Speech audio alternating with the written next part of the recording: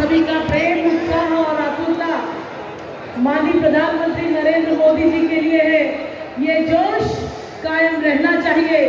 हम सब ने ठाना है तीसरी बार मोदी सरकार से आग्रह है कि कुर्सियों को वहीं रखे रहे। बहुत जल्द हमारे प्रधानमंत्री आने वाले हैं। सब लोग जिनको सुरक्षा कर्मी अंदर आने का अवसर दे रहे हैं, वो लोग अपने स्थान पे या अपनी स्थिति बैठे। टोपिया ले भैया वहीं बैठ जाइए, जहाँ पे कुर्सी लगी है वहीं बैठे। कुर्सी को इधर से उधर ले जाने का प्रयास ना करें। बहुत बहुत धन्यवाद। साथ ही साथ हमारे मंच पर विराजमान भारतीय जनता पार्टी का मेरे पूर्व आपके बीच वक्ताओं ने बात रखी और आगे आने वाले समय में भी वक्ता बात रखेंगे। मैं युवा होने के नाते आप लोगों के बीच बात रखना चाहता हूँ। 2014 के भगवान राम के विराजमान होने के बाद ये चुनाव 2024 का हो रहा है और इसलिए आज ये जो महापर्व है, आज हमारे पूरे सनातनी धर्म के अंदर हम सब मानते हैं इस कार्यक्रम को और आज नवरात्रि का त्योहार आज से प्रारंभ होगा और इसलिए आप सब भाई और बहनों को मैं हाथ जोड़ करके आपको प्रणाम करता हूँ और सबको शुभकामनाएं देता हूँ। और इसलिए ये बड़ी संख्या में यहाँ पर बालाघाट से लोग आए हैं, हमारे सभी यहाँ पर विधायक गण आए हैं, सभी नेता गण आए और इसलिए मैं आप सब भाई और बहनों से कहना चाहता हूँ, भारत के प्रधानमंत्री श्रीमान नरेंद्र मोदी जी ने आज अनेक ऐसे निर्णय किए और मुझे खुशी होती है जब मैं इस काम को देखता हूँ। आज देश के अंदर गरीब लोगों के लिए अगर आप प्रधानमंत्री आवास योजना के बारे में आप देखेंगे तो आज भारत के अंदर 4 करोड़ आवास भारत के प्रधानमंत्री नरेंद्र भाई मोदी जी ने उन गरीबों के लिए दिया है। और अभी अभी हमारा अंतरिम बजट आया, हमने 2 करोड़ आवास और भी हमने गरीबों के लिए अब आने वाले समय में देश के अंदर बालाघाट के अंदर मंडला के अंदर कोई भी गरीब बिना मकान का पक्का मकान का नहीं रहेगा। यह विश्वास हम दिलाना चाहते हैं और इसलिए प्रधानमंत्री जी की इच्छा शक्ति है, मोदी जी की गारंटी है। अगर आप देखिए महिलाओं के बारे में, आज हमारे एसएसजी के कितने समूह है आज देश भर में। मैं कहना चाहता हूँ पिछले दिनों में जब हम इस काम के लिए आए थे उस समय भारत के अंदर 2 करोड़ 34 लाख बहनों का एक समूह देश में काम करता है और आज नरेंद्र मोदी जी के आने के बाद 2014 से आज 10 करोड़ माता बहनें आज देश भर में समूह के अंदर काम करते हैं। और इतना ही नहीं, अगर इस समूह के अंदर काम करने वाले उन माता बहनों का मैं उल्लेख करना चाहता हूँ। आज प्रधानमंत्री जी नरेंद्र भाई मोदी जी की इच्छा शक्ति आप देखिए, हमने अभी अभी 2 करोड़ ऐसे बहनों को हमने लखपति बनाने का फैसला, ये है नरेंद्र मोदी जी का विजन, ये है नरेंद्र मोदी जी का विश्वास। और इसलिए भाइयों बहनों, जब हम 2 करोड़ बहनों को हमने इस योजना से लाभान्वित करे लखपति बनाने का फैसला हमने किया और आज इसके बाद हमने 1 करोड़ और भी दीदियों को लखपति दीदी बनाने का फैसला प्रधानमंत्री नरेंद्र मोदी जी ने किया। और इसलिए भाइयों बहनों, एक के बाद एक हमारे देश के लोगों के लिए आज देश भर में देखिए माता बहनों का उत्साह देखिए, आम किसान मजदूरों का देखिए, किसानों का सम्मान करने का काम अगर देश के अंदर हुआ है तो आज मैं कह सकता हूँ भारत के अंदर प्रधानमंत्री नरेंद्र भाई मोदी जी और मध्य प्रदेश की सरकार हमारे मुख्यमंत्री मोहन यादव जी, इनने मिलकर के 12,000 किसानों का सम्मान निधि देने का निर्णय भी मध्य प्रदेश की भारतीय जनता पार्टी और केंद्र। मैं तो इतिहास से आपको याद दिलाना चाहता हूँ, 1962 में पहली बार बालाघाट संसदीय क्षेत्र में हमारे नाना स्वर्गीय भोलाराम जी पांडे ने खोपड़ी छाप चुनाव जीत प्रजा समाजवादी पार्टी से यहाँ का सांसद बनने का उसके बाद 98 से लगातार भारतीय जनता पार्टी का कमल खेल रहा है, कमल खेल रहा है, कमल खेल रहा है, कमल खेल रहा है।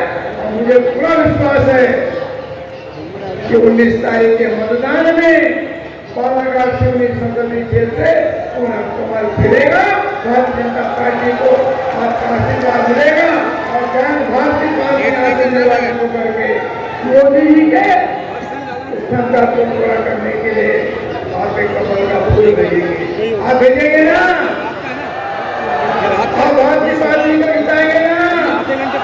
आप नरेंद्र मोदी जी को किसी बार भारत का प्रधानमंत्री बनाएंगे ना? तो दोनों हाथ की तालियों के साथ में माननीय हमारे मुख्यमंत्री और हमारे प्रधानमंत्री जो हमारे उच्च मिनट में हमारे मत होंगे, तालियों से स्वागत करिए, तालियों से अभिनंदन करिए। मैं इस बात को जानता हूँ भाइयों बहनों, हम मन से जितनी भी बात करें उन सबको अच्छे से आपने देखा है, पढ़ा है। 2014 से देश का नेतृत्व माननीय मोदी जी कर रहे हैं और ये तीसरी बारी है। मैं एक बात कहना चाहता हूँ, यदि हमने किसी अन्य दल को वोट दे दिया तो उसका कोई मूल्यांकन होगा क्या? मोदी जी के बराबरी से तो खड़ा रहना, मोदी जी के पीछे खड़े रहने की स्थिति में कांग्रेस का नेतृत्व नहीं है। कांग्रेस में भगवान है। कौन किस समय कांग्रेस को छोड़ करके भाजपा का दामन थाम लेगा? कांग्रेस से भाजपा में आने वालों की हो रही है। तो हमारी क्या जवाबदारी है? हमारी जवाबदारी है देश का चौमुखी विकास करने वाली, दुनिया में हिंदुस्तान की आर्थिक व्यवस्था को शिखर तक पहुंचाने वाली भारतीय जनता पार्टी को आशीर्वाद दे। मैं जवाबदारी के साथ कह सकता हूँ, दुनिया का विश्व का सर्वाधिक लोकप्रिय नेतृत्व कोई है, विश्व का सर्वाधिक हमारा लोकप्रिय नेता कोई है तो माननीय नरेंद्र मोदी जी है। ये हमारा सौभाग्य भाइयों बहनों, और जिन्होंने अपने समय में जिस काम का शिलान्यास किया उसका उद्घाटन भी किया है। मोदी जी ने राम के मंदिर की आधारशिला रखी और मोदी जी ने राम के मंदिर का उद्घाटन किया, राम भगवान के दर्शन का अवसर दिया। हमारे ऊपर एक करते हैं जिन्होंने राम को हमको दिया है, उन्हें एक बार पेड़ के रूप में उसका उतारने के लिए कमल के बटन दबाए और मोदी जी को आशीर्वाद है, भारतीय पार्टी को आशीर्वाद है। भाइयों बहनों, मैं देख रहा हूँ कि ऐसा चुनाव है जिस चुनाव को जनता से पार्टी पीछे, संगठन पीछे, इतनी बड़ी तादाद में आपकी उपस्थिति इस बात को प्रभावित करती है इस चुनाव को लड़ने का, चुनाव को जीतने का फैसला बालाघाट सिंह संसदीय क्षेत्र के आम मतदाताओं ने कर दिया, आम जनता ने कर दिया। क्या है कि नहीं बोलो? आपने अपने कंधे के ऊपर चुनाव को लिया है कि नहीं बोलो? जब आपने अपने कंधे के ऊपर चुनाव को ले लिया है तो जैसे श्री राम के साथ 17 तारीख को रामनवमी में हम सब पूरे हर्ष के साथ भगवान श्री रामनवमी के पर्व को मनाए और 19 तारीख के मतदान में फूल की बटन दबा करके भारतीय पार्टी मैं आपका अपील करना चाहता हूँ। जय जय श्री राम, जय जय श्री राम। भारतीय जनता पार्टी नेतृत्व ने एक ऐसी महिला को उम्मीदवार बनाया है जिसमें सामर्थ्य काम करने का, जिसमें योग्यता है काम करने की, जो एक अच्छी संगठक रही है, जिन्होंने हमारे जो भी दायित्व पार्टी के जनता ने दिया उसका भली भांति निर्वहन किया है। ऐसी काम करने वाली नेत्री मैं भारतीय पार्टी को आशीर्वाद दीजिए। और मंडला के लोगों से मेरा कहना है, फकन सिंह कुलस्ते कोई बच्चे के मोहताज नहीं है। फकन सिंह कुलस्ते जी ने मंडला संसदीय क्षेत्र का चौमुखी विकास किया है। फकन सिंह कुलस्ते जब जीत के हाथ जाते हैं तो केंद्र में मंत्री बनते हैं और इसलिए माननीय फकन सिंह कुलस्ते को जिताएंगे तो मुझे लगता है हम मोदी सरकार में मंत्री भी पाएंगे। इसलिए मुझे लगता है इन दोनों प्रत्याशियों को जिताना आज के समय की आवश्यकता है। मैं बहुत लंबी चर्चा न करते एक बात कहना चाहता हूँ, इस देश को 5वीं अर्थव्यवस्था का स्थान प्राप्त है। यदि आप इस देश को तीसरी अर्थव्यवस्था के रूप में देखना चाहते हैं, ये शताब्दी वर्ष है। यदि आप देश को दुनिया का सिरमौर राज्य देखना चाहते हैं तो कोई और विकल्प नहीं